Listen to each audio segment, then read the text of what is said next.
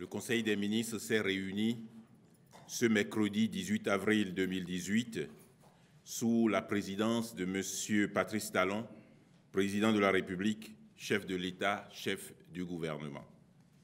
Les dossiers examinés au cours de la séance se présentent comme suit. Au titre des mesures normatives, le comité de bassin hydrographique. Le Conseil a adopté le décret portant attribution, composition et fonctionnement des comités de bassin hydrographique. Ces comités ont pour objet de débattre des grands axes de la politique de gestion des ressources en eau et de définir de façon concertée les modalités de protection des milieux naturels aquatiques à l'échelle du bassin hydrographique. Réforme du comité produit intérieur brut, tableau des opérations financières de l'État. Cet organisme a été créé dans le but d'assurer la cohérence des informations à caractère économique et financier. Il s'agit de celles qui sont fournies par divers services publics et d'autres qui proviennent de stratégies sectorielles et politiques économiques à mettre en synergie avec le programme d'investissement public. Mais après plus de 15 années d'existence, il urge de le réformer pour tenir compte, premièrement, des changements intervenus dans l'environnement institutionnel et dans l'organisation administrative des ministères. Deuxièmement, de la nécessité de le dynamiser par l'élargissement de son champ d'action pour y intégrer de façon précise les questions relatives au cadrage macroéconomique et aux statistiques des finances publiques.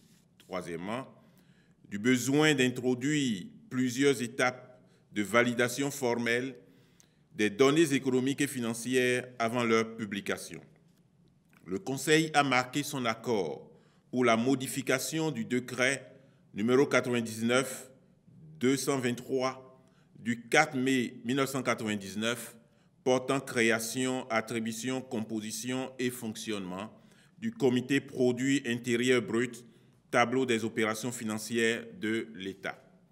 Ce faisant, le nouveau décret transforme cet organisme en comité produit intérieur brut, tableau des opérations financières de l'État, cadrage macroéconomique. Le dit comité, présidé par le ministre chargé des Finances, procédera à l'examen et à la validation des travaux techniques effectués par les sous-secteurs techniques avant leur publication. De même, les travaux relatifs aux statistiques de finances publiques, aux statistiques du secteur réel, à l'analyse conjoncturelle, ainsi qu'au cadrage macroéconomique et budgétaire seront également soumis à validation. Communication. Au titre donc des communications, le Conseil a connu des dossiers suivants. Premier dossier, malversation constatée dans la gestion des cantines scolaires. Le gouvernement, préoccupé par le relèvement du niveau de fréquentation de nos écoles, a relancé dès la rentrée 2017-2018 les cantines scolaires, en partenariat avec le Programme alimentaire mondial. Un nouveau mode de gouvernance a donc été mis en place et un comité de suivi en assure le contrôle. Des séances de sensibilisation de tous les acteurs impliqués dans la gestion des cantines ont été organisées conjointement par le comité de suivi, le Programme alimentaire mondial et le ministère des enseignements maternels et primaires à l'endroit de plus de 2500 acteurs de l'école pour les habiliter aux 10 modes de gestion. Malgré ces dispositions, les missions de contrôle du comité, organisées en octobre et novembre 2017, ont révélé des cas de malversation, notamment des détournements de vivres impliquant plusieurs directeurs d'école. Leur mode opératoire consiste généralement à majorer l'effectif des enfants inscrits à la cantine pour justifier d'une sortie plus importante de vivres, notamment le riz, le haricot et l'huile. Les auteurs de ces fraudes se chargent ensuite de récupérer la différence pour leur propre compte et en partagent avec leurs complices. La liste des mises en cause et les quantités de vivres détournés se présentent comme suit. Emmanuel Yansounou, de l'école primaire publique Tokoli, dans la commune de Tori-Bosito. L'intéressé a déclaré 347 écoliers au lieu de 312 et a détourné 9 sacs et 24 kg de riz. Charlemagne Akpadian, de l'école primaire publique Loto Denou, dans la commune d'Alada, ayant déclaré 294 écoliers au lieu de 205, il a réussi à détourner 187 kg de riz, soit 6,23 sacs. Xavier Roussa, de l'école primaire publique Yokpo Centre, dans la commune de Zé. En majorant l'effectif de son école, il a opéré la sortie frauduleuse de 6,5 sacs de riz, 1,5 sacs de haricots et 3 bidons de 4,5 litres d'huile. Il a reconnu avoir déjà distribué une partie du butin à 2 de ses collaborateurs et le reste des vivres était soigneusement caché dans son placard pour être emporté ultérieurement. William Ponoukon, de l'école primaire publique Kove Kagbahoui, dans la commune de Huyobi. En mentionnant 120 écoliers au lieu de 48, il a sorti frauduleusement 6 sacs de riz, partagés selon ses dires entre les membres du bureau de l'association des parents d'élèves 2, du bureau du comité de gestion 1, ses collaborateurs 1 et lui-même. Komlan Irénée Savi, de l'école primaire publique Bongonou, dans la commune de Komé, déclarant 202 écoliers pour un effectif réel de 160, il a réussi à détourner 86,4 kg de riz, soit environ 3 sacs. Michel Akpo, de l'école primaire publique à Direnlidi, dans la commune de Dassazoumé. L'intéressé a présenté une situation qui a révélé un manquant de 2 sacs de riz et d'un bidon d'huile qu'il a ramené à la direction départementale des enseignements maternels et primaires Colline avant leur retour dans le magasin de l'école. Arthur Nyangessi, de l'école primaire publique Kaoudi Batezoumé, dans la commune de Zanyanado. En majorant l'effectif de son école, il a détourné 4 sacs de riz et un bidon d'huile. Edouard Runga, de l'école primaire publique Bagla Nounagnon, dans la commune de Sakété. Suivant la même méthode de majoration d'effectifs, il a détourné 110 kg de riz en faisant inscrire dans le cahier de gestion 22 kg prélevés quotidiennement au lieu de 20. De plus, le contrôle physique du magasin a révélé un manquant de 4 sacs de riz. Jean Betomé, de l'école primaire publique de Djoung Kolé A, groupe A, dans la commune de Sakété. Suivant le même procédé, il a détourné 4,5 sacs de riz. En outre, en déclarant quotidiennement 90 kg prélevés, alors qu'il ne remettait que 30 aux cuisinières, il sortait frauduleusement 2 sacs par jour, entraînant un épuisement précoce du stock. Christian Rondé-Tondji, de l'école primaire publique Saoro, dans la commune de Sakété. Le cahier de gestion mentionne une sortie totale, au bout de 20 jours de préparation, de 1293 kg de riz, 258,6 kg de haricots et 77,5 litres d'huile, au lieu de 993 kg de riz, 198,6 kg de haricots et 59,5 litres d'huile, soit une sortie frauduleuse de 300 kg de riz, 60 kg de haricots et 18 litres d'huile. Betogo Anissé Runkonou, de l'école primaire publique Igbo Ede Tchafou, dans la commune de Pobet. Il a majoré son effectif de 74 et procédait ainsi à la sortie frauduleuse de 74 rations par jour. Par ailleurs, le contrôle des cahiers de gestion a révélé que l'école a été livrée le 22 septembre, ce qui lui a permis de détourner en sus 5 sacs de riz, 1 sac de haricots et 10 litres d'huile rien qu'en une semaine. Serge Anianou, de l'école primaire publique Moo Dani, dans la commune de Kétou. La majoration de l'effectif de 240 à 305, voire 316, a permis de détourner plus de 3 sacs de riz en un mois. Augustin Adiarin, de l'école primaire publique Toli, dans la commune de Comé. Il a majoré son effectif, le portant de 92 à 145. Cette pratique a occasionné un manque de 4 sacs de riz retrouvés cachés. Pour couvrir son forfait, il a ordonné à ses collaborateurs d'inscrire des noms d'écoliers fictifs dans les registres du C1 et du CE2. Ali Maroufou Bouraïma, de l'école primaire publique Djegbe Meignon, dans la commune de Boïkon.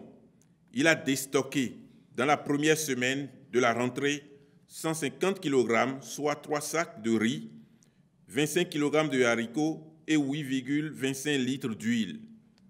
Dorothée Vingbe et Amos Pomalei, respectivement de l'école primaire publique Adjoko, groupe A, et de l'école primaire publique Adjoko, groupe B, dans la commune de Zakota. Ils ont majoré les effectifs de leur école, 250 écoliers au lieu de 193 pour le premier, 240 au lieu de 196 pour le second, et ont ainsi sorti frauduleusement 12,5 sacs de riz. En outre, un contrôle au magasin a révélé à leur égard un manquant supplémentaire de 2 sacs de riz et de 4 bidons d'huile. Sur l'ensemble des 17 cas mis en évidence, les directeurs d'école ont été déchargés de leurs fonctions par le ministre de tutelle au titre des mesures conservatoires. En prenant acte de ce compte rendu, le Conseil déplore un tel comportement de la part d'éducateurs. Il en appelle au sens du devoir d'exemplarité vis-à-vis des apprenants, au sens de responsabilité qui leur incombe dans leur communauté de vie. Pour prévenir à l'avenir de telles dérives, le Conseil a donné des instructions aux ministres concernés pour que des mesures disciplinaires soient prises à l'encontre des intéressés, conformément aux textes en vigueur. Deuxième dossier au titre des communications. Mesures consécutives à l'incendie survenu au marché d'Antokpa. Le Conseil a pris connaissance du compte rendu de l'incendie survenu au marché d'Antokpa à l'aube du lundi 16 avril 2018. Ce même jour, une délégation du gouvernement s'est rendue sur les lieux. L'incendie a été circonscrit à un espace de 4000 m² environ dans le secteur de Podji, où se vendent les produits vivriers. Aucune perte en vie humaine n'est heureusement enregistrée. Cependant, les dégâts matériels sont importants. En effet, les 75 victimes recensées à ce jour ont déclaré des pertes de marchandises d'une valeur allant de 40 000 francs CFA à 55 millions de francs CFA. Et l'évaluation des sinistres est estimée à 200 millions de francs CFA, compte bien entendu non tenu de quelques sinistrés qui, en état de choc, n'ont pu encore se faire enregistrer. Par ailleurs, les causes exactes de l'incendie ne sont pas encore connues, mais la Direction générale de la Société de gestion des marchés autonomes, SOGEMA, évoque 2 sources probables, à savoir, premièrement, la section d'un fil conducteur de courant électrique au niveau de cette zone de céréales. Deuxièmement, de foyers individuels des vendeuses de nourriture dans le marché. Il est à signaler que la zone du foyer de l'incendie est sans aération, non assainie, ne comportant que des hangars de stockage de céréales réalisés en matériaux précaires. De même, les allées de passage sont si étroites qu'il était difficile pour les secours de se porter immédiatement sur les lieux. Cet événement conforte le gouvernement dans sa vision et son ambition de mettre nos marchés aux normes et standards requis, d'en construire de nouveaux qui répondent aux mêmes exigences et surtout de délocaliser le marché d'Antokpa en construisant notamment un marché de gros à Abomey-Calavi.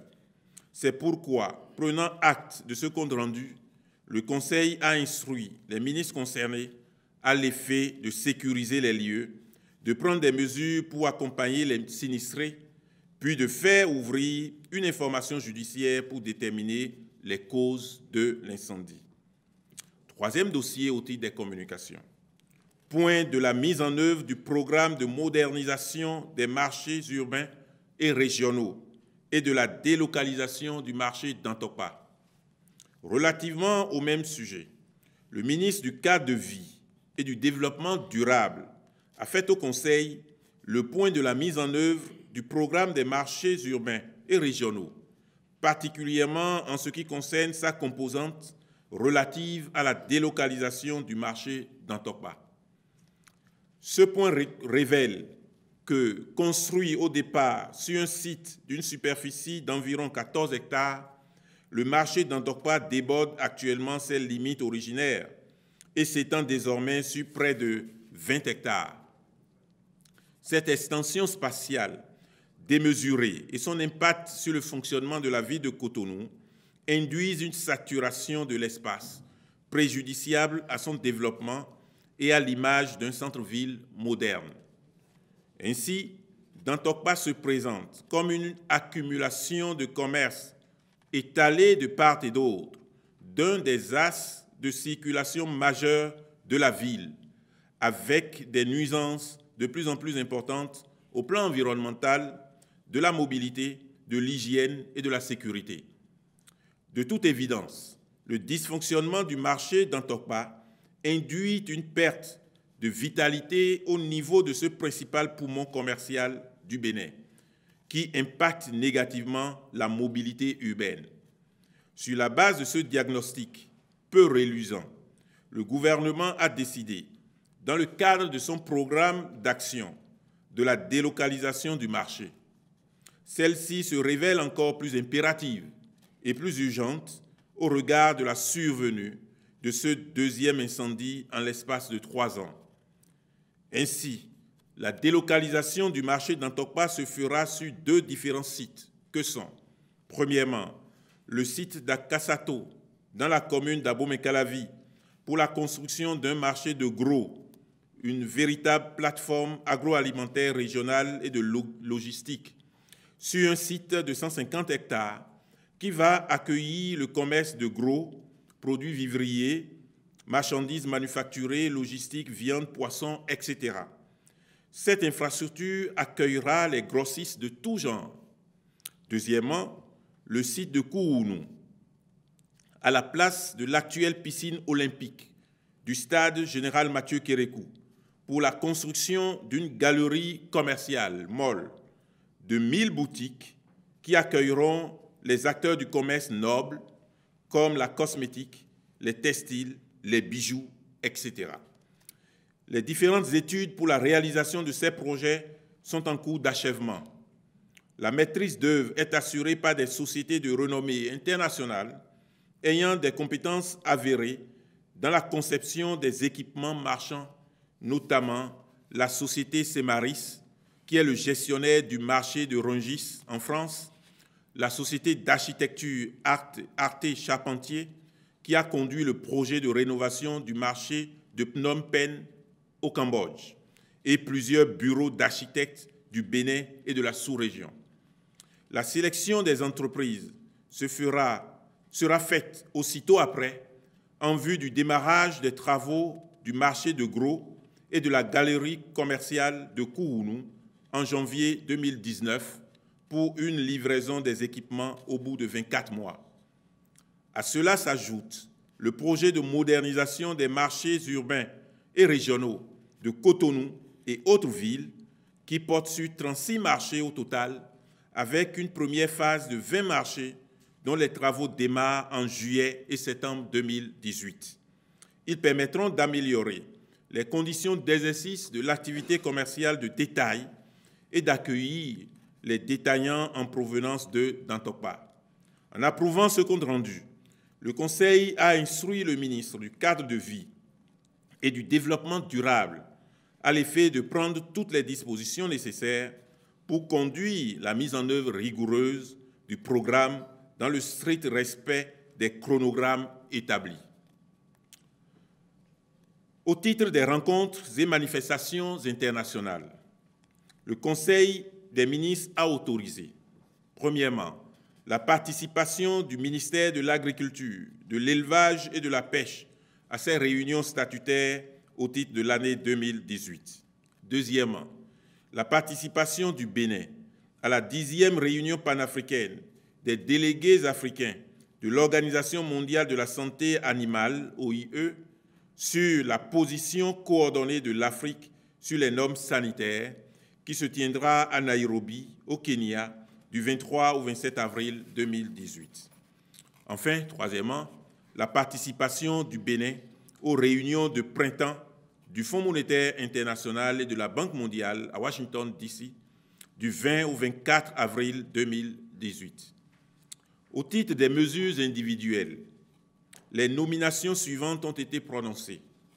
Au ministère de l'Intérieur et de la Sécurité publique, sur proposition du ministre, directeur des transmissions et de la télésurveillance, commissaire divisionnaire de police Mathias Agbotan, secrétaire permanent du comité interministériel de lutte contre l'abus des stupéfiants et des substances psychotropes, commissaire divisionnaire de police Bachirou Sidi Ibrahima, au ministère de l'Agriculture, de l'Élevage et de la Pêche, sur proposition du ministre, conseiller technique aux organisations professionnelles et à l'entrepreneuriat agricole, M.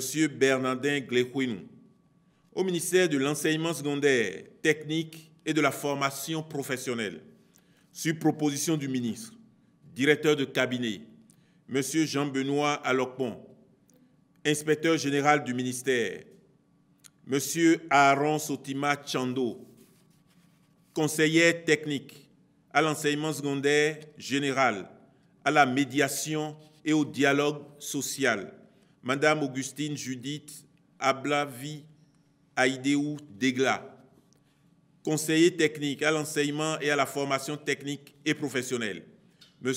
René Mathias Akako, conseiller technique chargé du suivi des réformes et des projets, M. Jacques Evra Charles Aguiadaho, conseiller technique à l'alphabétisation et à la promotion des langues nationales, M. Gbedolo Arnaud Gabriel Baguidi, directeur de la programmation et de la prospective, M. Kofi Kentosu Arsène Zokli, directeur de l'alphabétisation, de la promotion des langues nationales, M. Kofi Charles Maximin Kodia, directeur du Fonds d'aide à l'alphabétisation et à l'éducation en langue nationale, M. Zinsou Marcelin Rounzangbe. Je vous remercie.